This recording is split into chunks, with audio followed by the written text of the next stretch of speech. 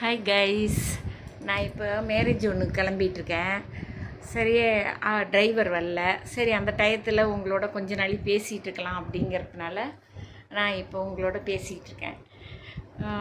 உங்களோட கலந்து பேசுவோம் அப்படின்னு பேசிகிட்டு இருக்கேன். வேற ஒன்றும் இல்லை, உங்களை போர் அடிக்க மாட்டேன். நம்ம இப்போ நேற்று நேபாளத்தை பற்றி நேற்று ஒரு செய்தி வந்துச்சு சமூக வலைதளத்தில். இன்றைக்கி வேறு அவங்களா இருக்குமோ இவங்களா இருக்குமோ, அந்த நாடாக இருக்கும் இந்த நாடாக இருக்குன்னா அது ஒரு செய்தி வருது. ஆளுக்கு ஒரு செய்தி போடுறாங்க.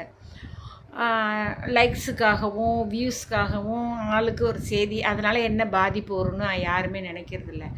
ரெண்டாவது, போன மாதத்தில் மகாராஷ்டிராவில் இந்த மாதிரி ஒரு பையன் ஃபோனுக்காக விழுந்தான். ஃபோனை அவன் பேராசை கொண்டு போய் அவன் குடும்பத்தை காலி பண்ணிட்டான், பிடிவாதத்தால் அப்படின்னாங்க. அப்புறம் இப்போ என்ன சொல்கிறாங்க, பேரண்ட்ஸ் மேலே குறை சொல்கிறாங்க. அதனால் இது பேரண்ட்ஸ் மேலே தவறோ அவங்க மேலே தவறோ இது தெரிஞ்சு நம்ம ஒன்றும் பண்ண போகிறதில்ல.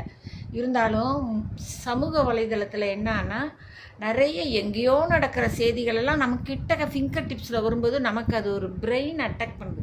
ரொம்ப ஸ்ட்ரெஸ் கொடுக்குது, ரொம்ப டென்ஷன் கொடுக்குது, வாழ்க்கையில் ஒரு பிடிப்பு இல்லாமல் பண்ணுது. கொரோனா வந்ததுக்கு அப்புறமே நமக்கே வாழ்க்கையில் ஒரு பயம் வந்துடுச்சு. என்ன வரப்போதோ, ஏது வரப்போதோன்னு ஒரு பயம் வந்துடுச்சு.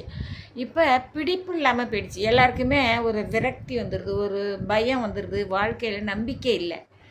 இதெல்லாம் முன்னாடி நடந்துட்டு இருந்துச்சு கைஸ், அதை நினச்சி பாருங்கள். இப்போ புதுசு இல்லை, இதெல்லாம் முன்னாடியிலேருந்து நடந்துகிட்ருக்கு. இதே மாதிரி நிறைய நிகழ்வுகள் இருக்குது. நிறைய பேப்பர் வாங்கினாதான் அது ஒரு செய்தி வரும். பேப்பரில் கொஞ்சம் செய்திகள் வரும். அது அப்போ நிறைய குற்றங்களும் இருந்தது. நம்ம கையில் எட்டலை, நம்ம காதில் எட்டலை, நம்ம கண்ணில் பார்க்கல. இப்போ கண்ணாலையும் பார்க்குறோம். சமூக வலைத்தளம் நம்மளை பயமுறுத்திடுது. ரொம்ப எல்லாத்தையும் நம்ம கிட்ட எங்கேயோ நடக்கிற செய்தியை நம்ம ரூம்குள்ளார நம்ம ஃபிங்கர் டிப்ஸில் நம்ம கையில் கொண்டாந்து சேர்த்துடுது. அதனால தான் நமக்கு ஒரு பயம் வந்துடுது. நம்ம என்ன செய்யணும் இதில்? நீங்கள் இதுக்கு என்னம்மா செய்கிறது அப்படின்னு நீங்கள் நினைக்கலாம். நம்ம சமூக வலைதளத்தில் நல்லதை மட்டும் நீங்கள் பாருங்களேன், உங்களுக்கு நல்லதாக தான் வந்துட்டுருக்கோம். இதில் ஃபோனில் சமூக வலைதளமே ஒரு கடவுள் மாதிரின்னு கூட நம்ம சொல்லலாம். என்னென்னு வச்சுங்க, நம்ம நல்லதே நினச்சா நல்லதே நடக்கும் அப்படிங்கிறது பெரியவங்க வாக்கு. ஆனால் இப்போ சமூக வலைதளம் நல்லதை பார்த்தோம்னா நல்லது தான் வரும். ஃபேஸ்புக்கில் நீங்கள் நல்லதாக பாருங்கள். இந்த மாதிரி வந்துச்சுன்னா தள்ளி விட்டுருங்க. ஒன்றும் நமக்கு தெரிஞ்சுக்கணும்னு அவசியம்